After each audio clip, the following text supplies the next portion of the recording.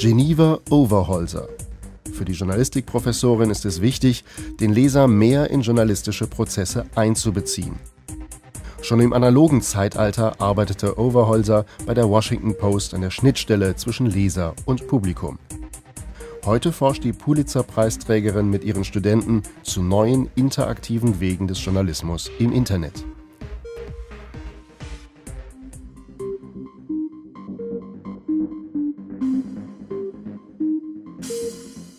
I'm deeply worried about that. The economic model has collapsed. It's not fading away. It's remarkable the speed with which the economic model for journalism in this country has collapsed. It's always been even truer here than in Germany, for example, that the advertising has paid for a huge proportion of the revenue, 80% typically here. I think more like 60% in Germany from what I've been told.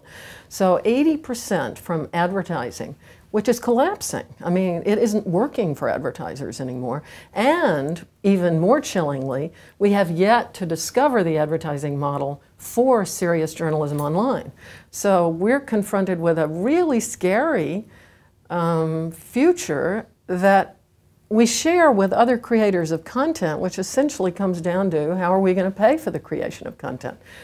I believe we'll find out ways to do it. I don't think it'll be one way. I think it could be a number of different ways we could talk about. But in the meantime, a lot of people talk about this as a gray period we're going to go through before we figure out all the ways. I actually don't think it's a gray period. I think it's, I jokingly call it a rosy-fingered dawn.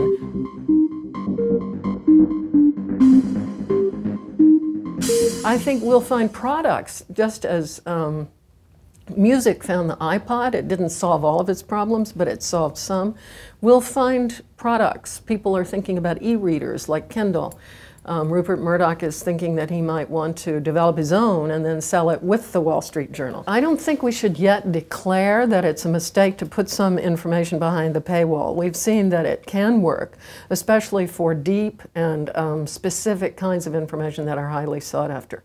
So some people will succeed in getting their journalism paid for because people want it, business people want it, or people in a given community who are underserved in other ways want it.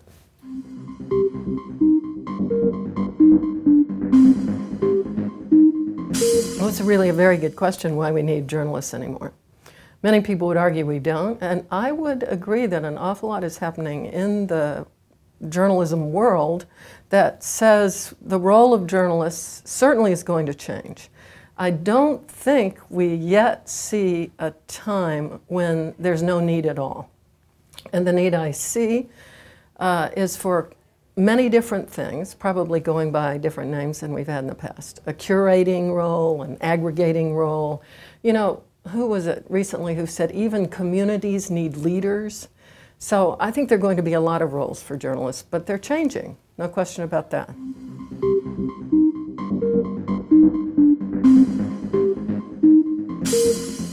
I wouldn't call it a blessing, but I do see the benefits that are coming to us from this crisis. You know, it wasn't the Rahm Emanuel of the first one to say, crisis is a terrible thing to waste, but it is a terrible thing to waste. And as a society, we in the US are seeing some benefits of the overall economic crisis, like pulling back from the absurd size of houses and cars and profligate use of energy.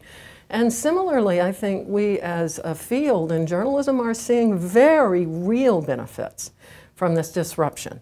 So, I mean, I very much welcome the democratization of journalism in this country. I've been in journalism for 40 years, and I think one of the main flaws always has been the top-down kind of, you know, almost overwhelmingly white, almost overwhelmingly male, wealthy, well-educated. That's who the media have been here, and that is not this society. I mean, look at the city that I live in now, Los Angeles.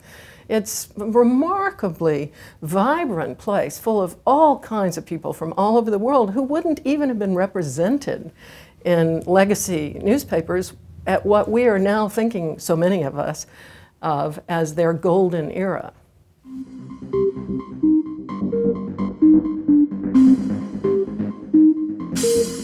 Well, I think it's entirely possible that newspaper journalists will have vanished in 20 or 40 years, newspaper journalists as we know them. And I'm not one to say, oh, God, you know, it would be the utter tragedy and the death of democracy or American society as we know it. But I'm not ready, I'm not ready to say that it would be the death of American society because I don't even think we can yet see all the good things that are coming up out of this fertile terrain that is new media. And we already do see a lot of ways in which we're enriching journalism in this society. I mean, lots of people in the public are doing it, but many news organizations have been the real driving force. I guess that we can see that that's going to become sort of a pro-am model, professional and amateur. But I guess what I'm saying is I'm encouraged, but not yet ready to say, you know, who needs professional journalists as we have known them. And I'm certainly not ready to say who needs journalists, period. I believe we're going to have journalists. Their roles are, as we've discussed, going to change.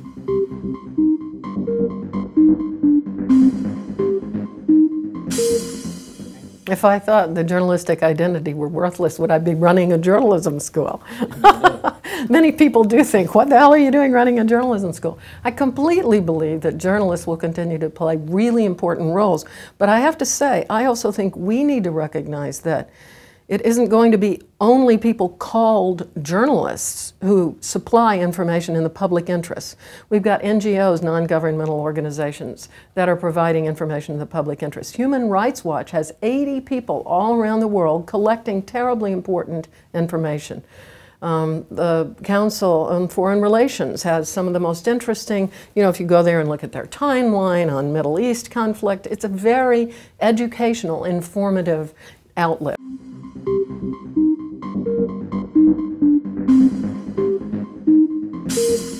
So I don't care if I call them journalists.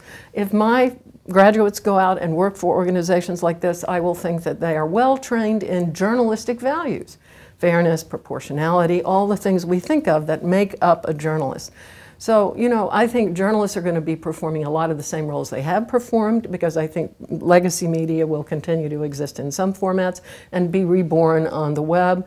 But I think they also are going to be working as curators and aggregators, as we said, and I think they're going to be going forth and working in governments and nonprofits to help provide the public with information and to work with the public to guarantee the continued flow of information. So I think the role is huge.